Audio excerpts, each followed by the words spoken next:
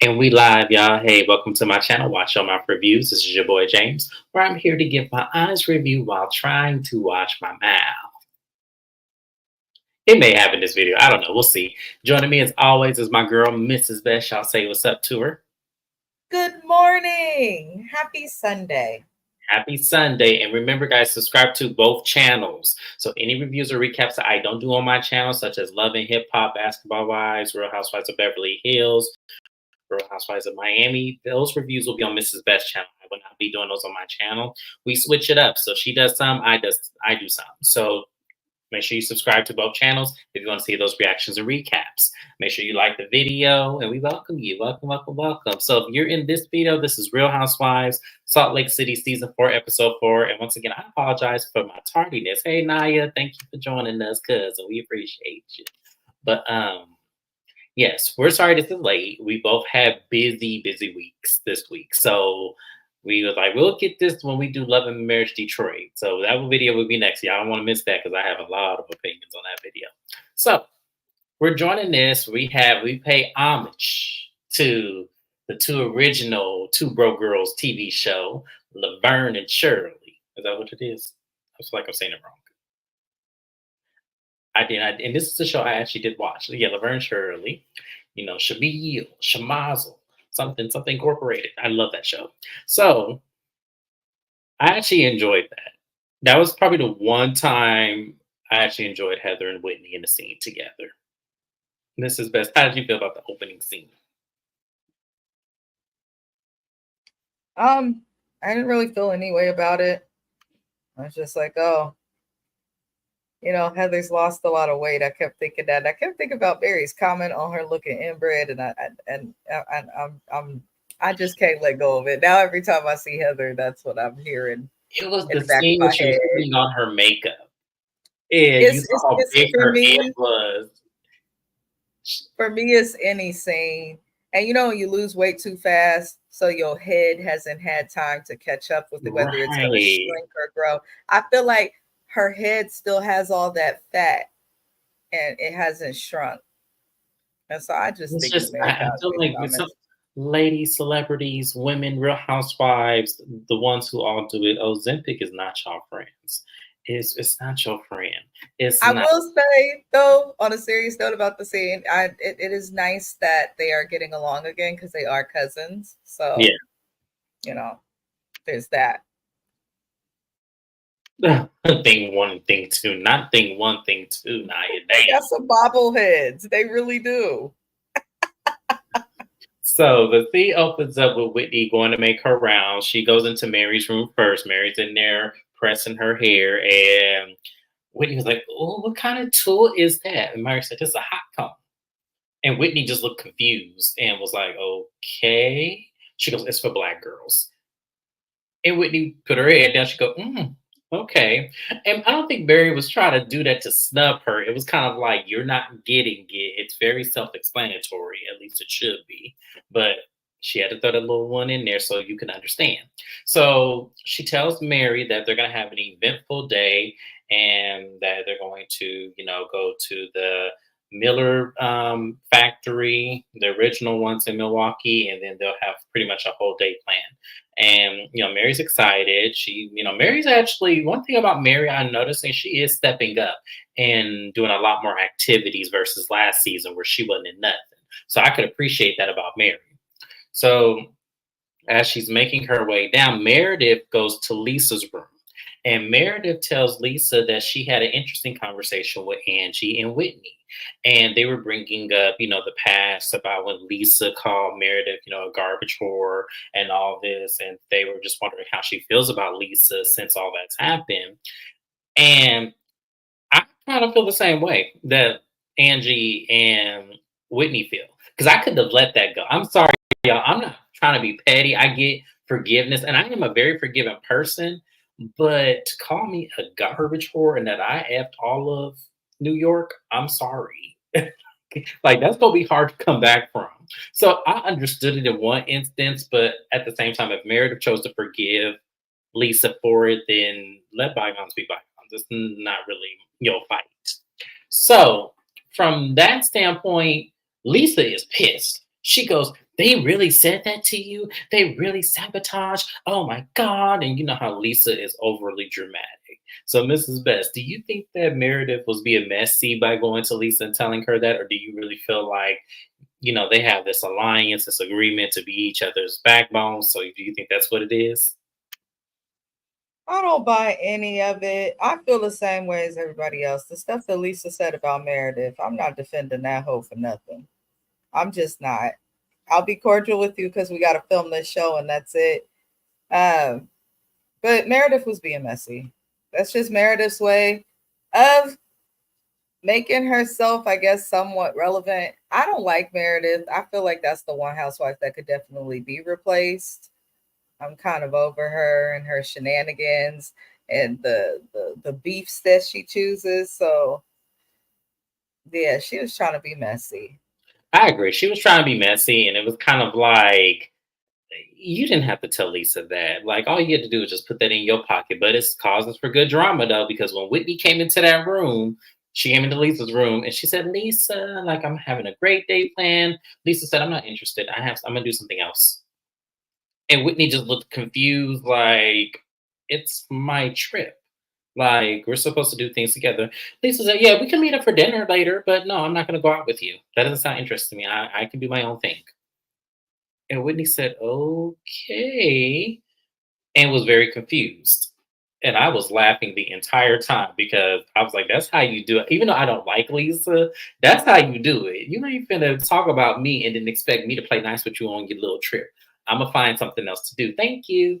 So the girls get on the bus. Mine is Lisa, Brittany, and y'all gonna get me about this baby's name. Mealy, Maylee, whatever her name is. They're not on the bus with the ladies. And the other ladies look around and they were like, and Whitney said, I went to her room and she told me she was doing something else with Mealy and Brittany. And I was with Bronwyn in this confessional. I was hollering. Brahma said, so Lisa just gonna randomly just go someplace, and she literally picked the first two women she saw in the hallway and asked them on the trip. And I said, Brahma, that's how you do it.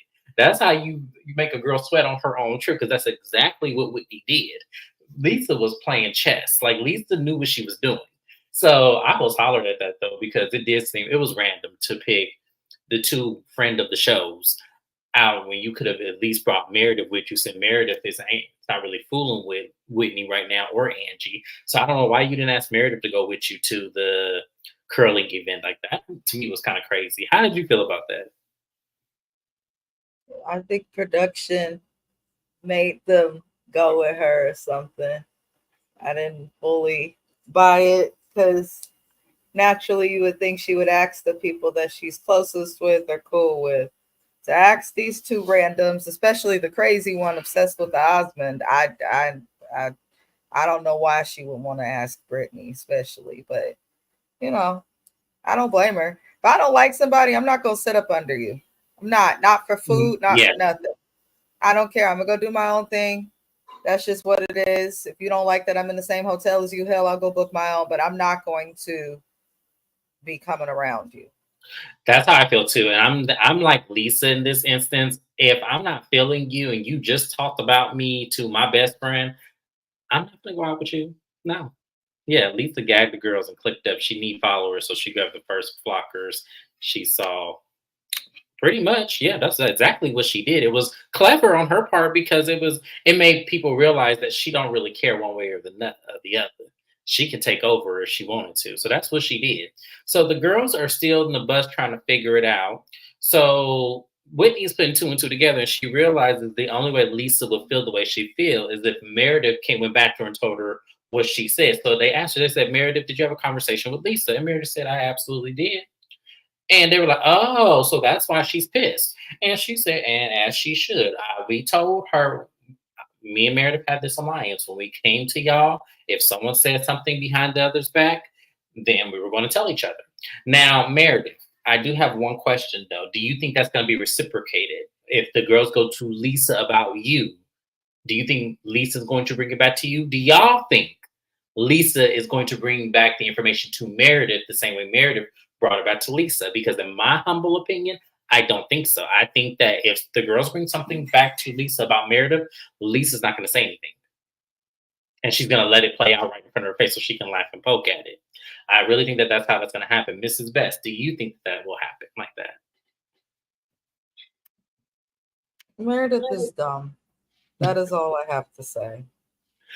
I do think that I feel like I really do. I feel like if the shoe was on the other foot, Lisa's not going to come back to Meredith and tell them what the girls have said about her. Nobody should think that Lisa is their friend and will pick them or be loyal to them. Lisa is about Lisa and sometimes her kids and her husband. And that is it. Nothing else matters. Lisa's collecting a check. And I'm not mad at her for it. Get your money, boo. She playing the game. Money. I'm telling you, Lisa's playing I don't think she gives a flying you know what about any of these women anymore. If you'll say that about what she said about Meredith when they really did have an actual friendship outside of the show, then to me, nobody is safe. She for self. Let her be. Hey. Absolutely. I 100% agree. So the ladies get to the Miller factory. They're in a cave. And from what we understand, the reason why they're in a cave is because before refrigerators were invented, this is how they kept the beer cold. And I've actually heard that throughout a lot of times. I heard it more so with wine and wineries. That's why they're in caves, more so for beer. But hey, same tactic still works. And he asked the group, he goes, I know that there's someone in the group who is not familiar with beer. And Mary raises her hand. She goes, it's me. And he goes, well, are you familiar with champagne? And she goes, yeah. And we all see the scene of the Dom Perignon 2003 that Mary loves to bring up. And so he goes, well, Miller Lite is the champagne of beers. And I said, in what degree is Miller the champagne of beers? Okay, sir. Sell it. I get it. You are well. Listen, I'm not trying to be ratchet, y'all. I do like Miller from time to time. Like I can't get past it, but it does say on their beers the High Life one. It says the champagne of beers. That's not what he was holding, though. That's why I was like, yeah, I don't know why he told them that. I don't know what kind of tasting is going on at Miller because what I be seeing is Miller Lite, High Life. There's, I think, Genuine Draft. I like beer, y'all. Don't judge me. And there's like another one, but they was having a tasting as if Miller just had all of these upscale beer. Maybe they own other beer companies, but the Millers I know are in 32 and 40 ounces at this corner store. So that's just what it's the truth. And the tall cans. They're Lord there. Jesus. But I'm looking like y'all really having a taster for Miller.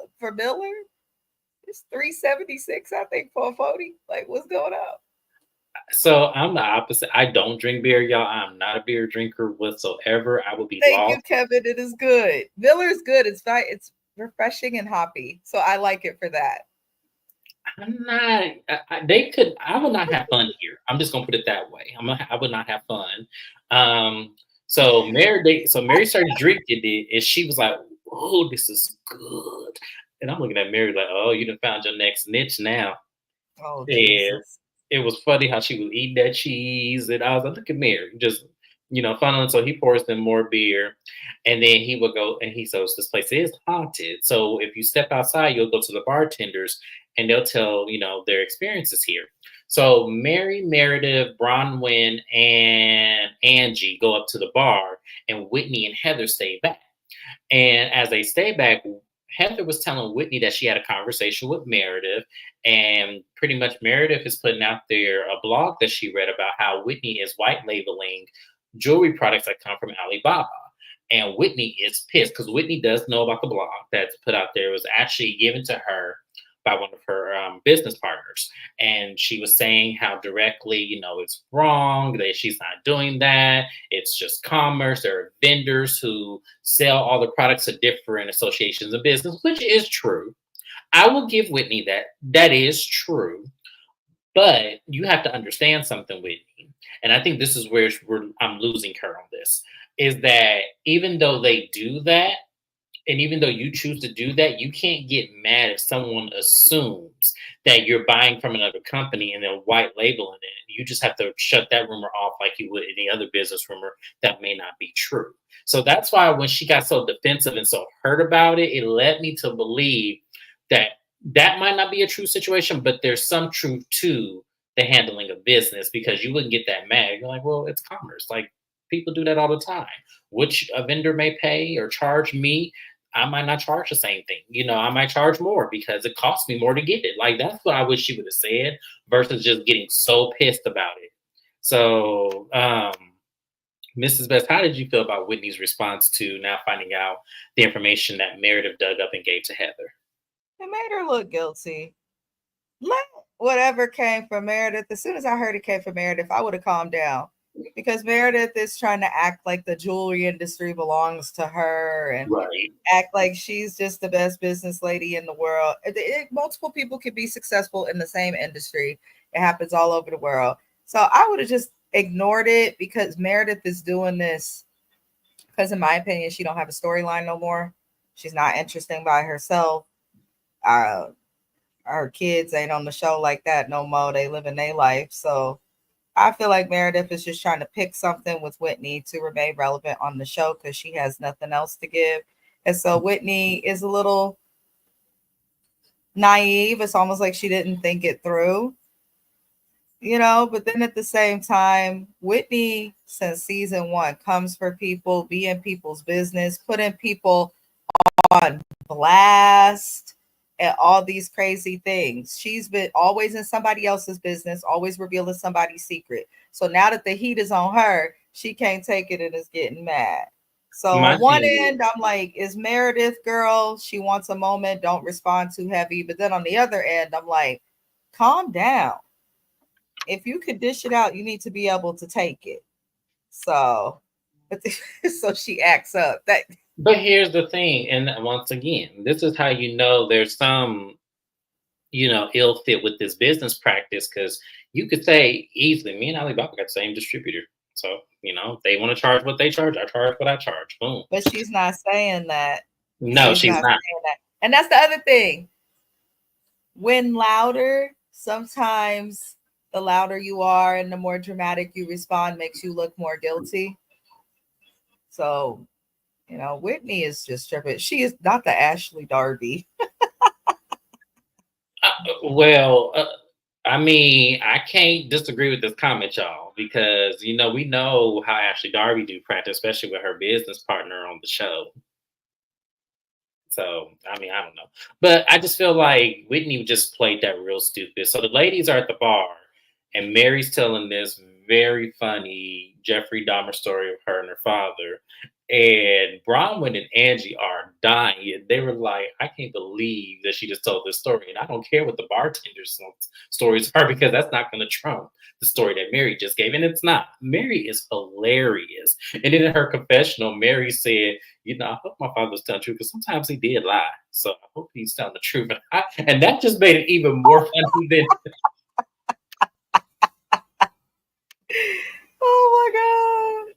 That just made the story even more funny, because it's like, imagine carrying that story, but knowing, your dad lied a lot. So Mary, y'all, I'm sorry. Y'all can't get me to hate Mary. I'm sorry. I know people do not like her, and that's fine. I love her. I'm sorry. That was gold. Like, that one little snippet of scene trumped the entire episode for me, because I could not stop laughing. Every time I watched the episode, I just went back to that scene in my mind. Her facial expressions and how serious she was. And then in her confessional, she said, well, sometimes he did lie. So I hope that story true. But that's what you do. Yeah, you don't know it to be a lie. So until then, you're like, hey, it's true to me. So we then go to the curling event with Lisa, whatever that little girl's name is, and Brittany. And they're, curling, and Brittany realizes she has a missed call and a text message from Jared Osmond. And he was just saying, I can't believe you're going to throw away our friendship. He said friendship. And then he's just very upset. And they're pointing out to her once again, he's saying friendship. He's not serious about you. This is not no relationship. And, Brittany's just, in delusionalville. That's where she is. She just can't seem to take that this is not a relationship. So we're gonna put a pin in this because I'm gonna come back to something that the lady said was very interesting at the dinner table. So we go back to the Sprinter van, and Whitney is fuming because she wants to confront Meredith about this social media post. And Heather told her, don't confront her on the bus. Don't do it right now. Wait till we get home. Wait till this happens. And so, but Whitney is still filming. They playing flashbacks of everything, and she goes. So she calls Maylee, and she goes, "Hey, y'all! If y'all are at the house, go ahead and get changed, get dressed, because we're gonna go to the Harley Davidson Museum." Which, oh my god, I would love to do that. I can't ride a motorcycle, y'all, but I love looking at them. So once the ladies get home and everything, they get there, change of clothes together. They're putting on their makeup and everything, and everyone's walking out to the van, and then Whitney takes her moment to confront Meredith. She goes, Meredith, she goes, Heather told me about the conversation you guys had, and you're accusing me of, taking jewelry from Alibaba and selling it. And Meredith said, no, I told Heather there is a social media post out there that says that and is applying that information. I never once accused you of that. Whitney goes, well, if you were my friend, Meredith, you would have came to me. You wouldn't have had a conversation with Heather about my business practice. I don't do this. Like, I don't take. And she goes, Meredith goes, I don't feel we're friends like that. I'm not going to give you advice, Whitney. I'm not going to do that. You don't support me in my business ventures. No one was ever there for me in my jewelry practice. And I'm looking at this conversation like I was married. What are we talking about? What are we talking about here? Whitney, and I'm sorry, y'all, I hate to be on Meredith's side. I do. But I agree with Meredith. And it did not come from me. It was out there. Was Meredith messy to go to Heather and say, well, the things that people are talking? Yes, but we're on a reality show called Real Housewives of Salt Lake City. So, of course, producers are going to egg Meredith on to spread this information because it probably came from them. But to Whitney to get so defensive about this and so, hurt, and it's like, ma'am, come on. Mrs. Best, how'd you feel about that van scene? Whitney and Meredith both get on my nerves. They do. I couldn't side with either of them. I feel like, yes, Meredith was messy to bring the information forward. But again, I do agree that the information came from elsewhere. And I feel like to a certain extent with Whitney, there's been so many allegations against her husband, lawsuits, him getting fired, all these different things, and she never want to talk about it. And the way that she deflects from that is talking about other people's stuff. So I don't know. This is exactly why I always say this cast just does not do it for me, because they rather have arguments about fake BS and try to produce for the camera than they would talk about what's actually going on. So the more that Whitney responds the way she responds, the more it makes me look at like, okay, something shady. And you pointing out that she could easily say, I have the same distributor as this other company. That could be a quick solution, but she's not saying that. So I'm annoyed with everybody involved personally. And I'm annoyed with everyone involved, but at the same time, I'm just going to say this. I'm annoyed at Whitney for acting as if Meredith put it out herself. That's what I'm annoyed with. Because, and the fact that they're trying to predicate this whole last season drama with Monica and all this, her being reality Von Teese, they're still playing with that situation as if Meredith is still somewhat responsible. And that's what I can't get with. I may not care for Meredith that much, but I'm not going to hold her responsible for calling out something that you actually are aware of. It's not like this just hit you out of left field. You were aware of this blog that was already out there. So if Meredith got a hold of the same information, all you had to do was just simply just say, it's not true.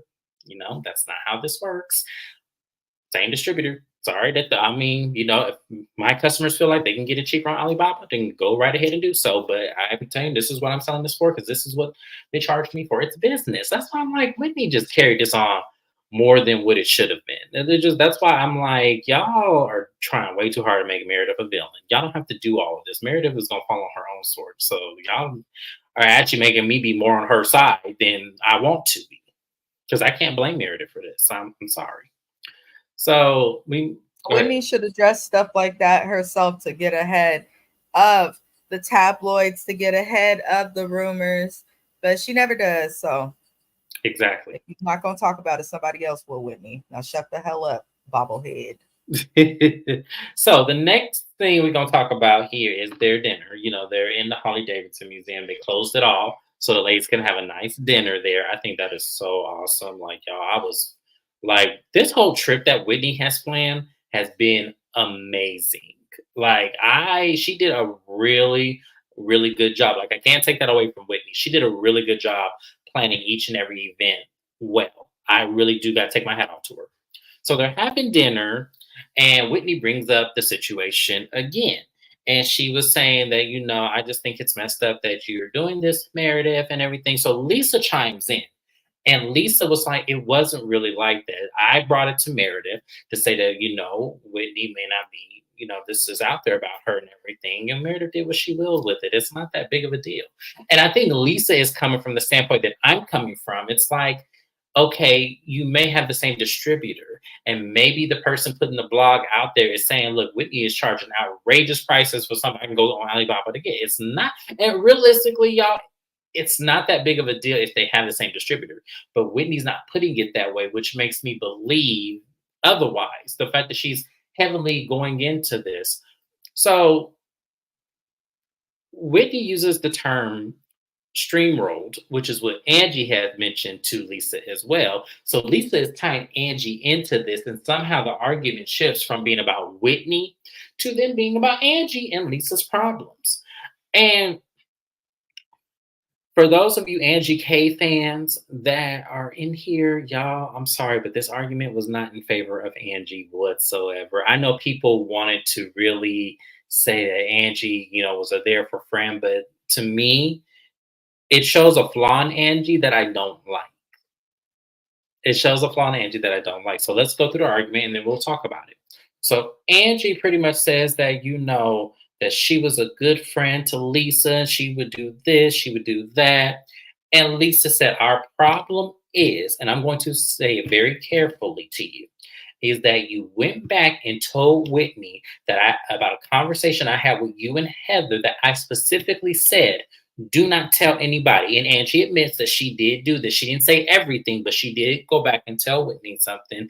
And Angie's standpoint is, I want you guys to resolve your issue. So I went back and told her, so maybe y'all can form an apology. And I'm looking at Angie like, Angie, that is not what you did. Your intentions may have been that, but the delivery and the outcome was something completely different. It looked like you betrayed another friend to gain one more. That's what that looks like. And the fact that you cannot see that, that's blowing my mind.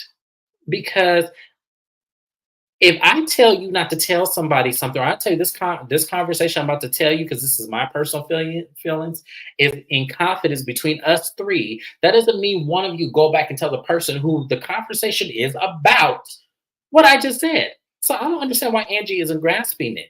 So they're going back and forth, and then Lisa throws in a dig that was kind of messed up. At the same time, there's no rules of arguing here. I'm going low. So she says, yeah, go call Electra like you always do. You always put her, or something she had said, like always put her forward, always make an excuse that you have to go talk to your daughter. And Angie stands up and goes, yes, because I am a good mother. Don't you dare bring my child into it. And even Brittany was like, yeah, that was low. And it was very low. At the same time, Angie started it. So, look, sorry, that's how I feel. And Angie gives us this monologue. I was a motherless child and I want to devote every moment of my life to my child. And for Lisa to bring that up, that hurts me. And for 15 years, I have been talking with Lisa, breakfast, lunch, and dinner. I don't never disregard her. I always listen to her. And I said, that's the fucking problem. That is the problem. Because you are so thirsty to be in this lady's presence and probably to be on this show that you're now regretting now giving up so much of your time, taking it away from your daughter, taking it away from your husband and your businesses because you want to be on the phone with this lady. I'm like, send her the voicemail. I'll call you when I have a chance. That's what you should have did. So I don't feel sorry for you. I don't feel sorry when you sit up there and intentionally pick up the phone and talk with this lady all day about whatever problem she's having. If it's taken away from your family, that's your fault. That's not her fault. That's not her problem. You shouldn't have picked up the phone.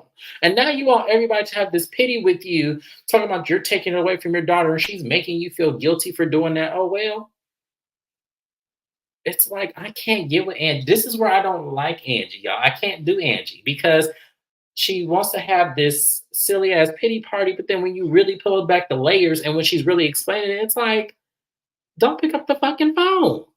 Hello? Is it me missing? Is this just me, or is that really, or am I missing the mark?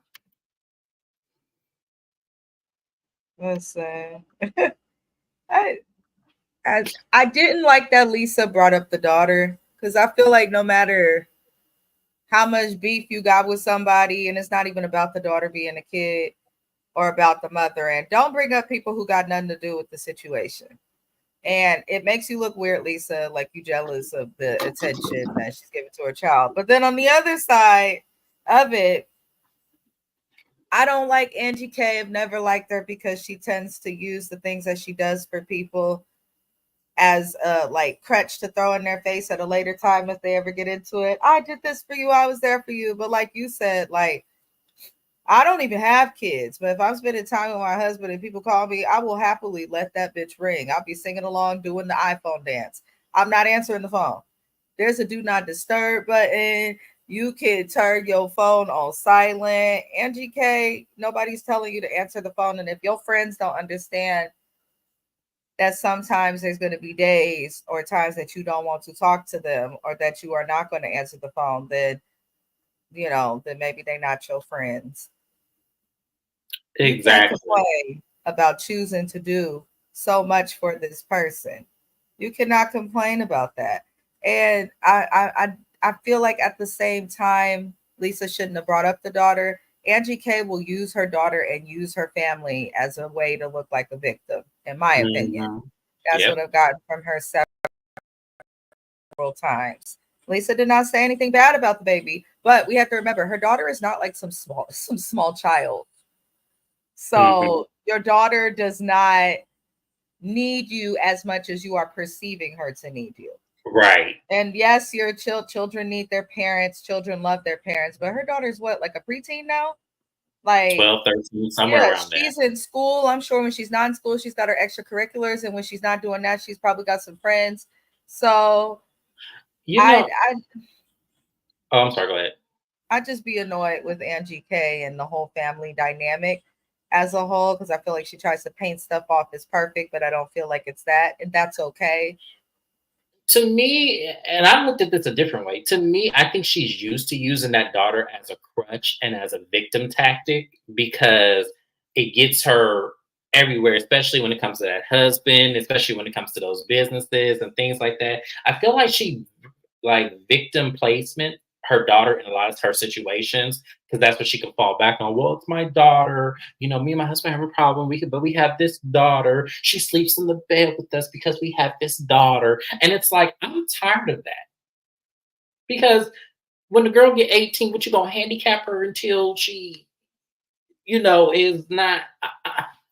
I can't do Angie, and I'm sorry for using that term, y'all. That's not how I meant to say it, but it just came out that way. So. Naya, we're not gonna start this. We're not gonna start this. We're not gonna start this. But so as Angie's still standing up, she's she needs some water. She's this, and here come this fool. You guys, I have an announcement.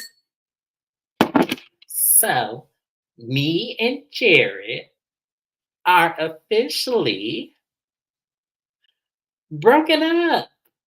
Yay! And I'm like, huh? The fuck? Man, y'all, Bravo in that call center. Bravo in that call center. I know that Heather's name goes very far in this production team. I know that y'all forgave her and want to give her this genuine trust that whatever decision or personnel she wanted to bring on the show was going to benefit and strengthen the numbers and the aggravation that the fans have. And you are absolutely right, because that's all this lady has done from the moment she showed up on this camera is annoy the fuck out of everybody with this bullshit. This has to be the most ridiculous thing I have ever seen on national TV from a woman that looked like she in her 50s. This has to be the most insane tactic I have ever seen on a Bravo camera. I don't want to see this lady next season. I don't care about her and Jared Osmond's if or ain't relationship. I don't care about that. So for y'all to give her all of this attention and dramatics that y'all be doing, cut it the fuck out. That's all I'm gonna say. Mrs. Best, is there anything you want to add to that? I think that she should go and admit herself into an inpatient psychiatric facility. Please. And that's about it. Do something. Do something with her, Bravo. Do something with her. Because the only thing I'm interested in learning about Brittany is what the fuck going on with them kids and why we ain't hearing that anything about them. Why we not seeing those scenes where she's going to her children and understanding the reasoning of why they're not cool. Why is she not trying to mend those relationships? That's what I want to see. I don't care about this relationship that Well, ain't think of real. it this way. If she's acting this way with this guy, and they're not married or official or any of that, imagine how much of her attention she'd give to one that she's actually married to. So I'm starting to understand why her children may not want anything to do with her. It's crazy to me. It was just so crazy. And so Heather brings up, okay, are you really going to be with him because you love him or it's because he's an Osmond? And Braun was like, yeah, that's a fair question. So Brittany already feels some way about Bronwyn. I noticed that and I kind of peeped that, from the first conversation. So she says, well, Bronwyn, are you with your husband because of his money? And then she was like, excuse me? She goes, yeah, like what attracts you to your husband? And she goes, what's his name? And Brown was like, okay, so if you're going to read me, at least know my husband's name. She says, but let me give you some game here. My husband's name is Todd, and we met at a bar in San Francisco. I didn't know anything about him. I thought he was charming. I thought he was funny. So I gave it a shot. Didn't think twice about the money aspect. But now that we're here, we don't have a prenup. And it's not because he felt like I was just some old snarky, snabby attitude. He actually really loves me. And Heather's like, y'all don't have no prenup. Well, he's such a smart, he's such a great businessman. Why would he not have a prenup? And it's like, Heather, close your mouth. Flies are going to get in it, first off. And second off, I was going to address this next. It's funny you said that because here's the thing, Bronwyn. Now, come on. I could see if he was attractive and we led with that, charming and all the other, components of great husband material. I could see that. But this man ain't bit more like, come on, Bronwyn, you are superficial as hell. You're not going to lead me to believe that there's some physical attraction there, a question that you didn't even answer when it came to Brittany. Did Brittany was trying to make a point? Yes. And did she execute it? No, but it actually, Brahma just fell on her own sword and told her own business. Now, do I think that Brahma loves her husband? Yes, I do. And let me tell you why. Brahma gives me daddy issues. And a lot of you women now, y'all talking about Whitney is the Ashley Darby, which she is, but Bronwyn is the actual quintessential. We would love Ashley Darby if she showed up this way, because that's the real Ashley Darby right there. It's just more success and more. He can be. Her husband seems to be more likable. Doesn't seem to be predatory and all the things that were alleged about Michael Darby. So that's why I'm saying I feel like for me, it was more so. This is Ashley Darby, y'all, not Whitney. Whitney is the broke down Ashley though. Yeah, Bronwyn definitely gives daddy issues. I can see that. I can clearly see that. And she's doing what Mary is doing, which is she's trying to mask it with buying all this fashion and all these bags and all this glamorous life. You're trying to mask it, but we clearly could see what the problem is here. So, yeah, I feel like right message, wrong messenger, because Brittany was the wrong person, because Brittany's coming out of jealousy. We can clearly see that. But I feel like there was something to be said about this scene that I clearly love. Mrs. Best, how did you feel about that? I like how Bronwyn addressed Brittany coming for her because someone like her, she can't read. But at the same time, the part that stuck out to me most is she could not. The one question she did not answer, she made sure to answer every single other question, was if you are physically attracted to your husband. So to me, that tells me there's a lot of lubricants being used in this relationship, child. And it also tells me that if you could be with someone, because I couldn't do that, I have to be physically attracted to you. But if you could be with someone for that situation, just based off of money, because I don't think his personality is charming enough. There has to be daddy issues or something there. So I definitely agree with you with that. But Brittany, she did terribly trying to read her. She just did really bad with the attempted read. Like Brahma said, you gonna try and come at me about my husband, but you don't even know his name. Girl. It's like I wanted her to come with the facts. Like, come on, like she should have done research, had facts. I'm just tired of Brittany, and she had time because the Osmond man wasn't returning her phone call, so you had nothing but time to be on the internet lounge at that doggone hotel and be looking some stuff up and printing for 5 cents a sheet. You had time, Brittany. So why would you come for her and not know anything about their situation? I'm just lost. Did they have the same house, Bailey Circus? I don't know what that means. Mrs. Best, you know what that question means?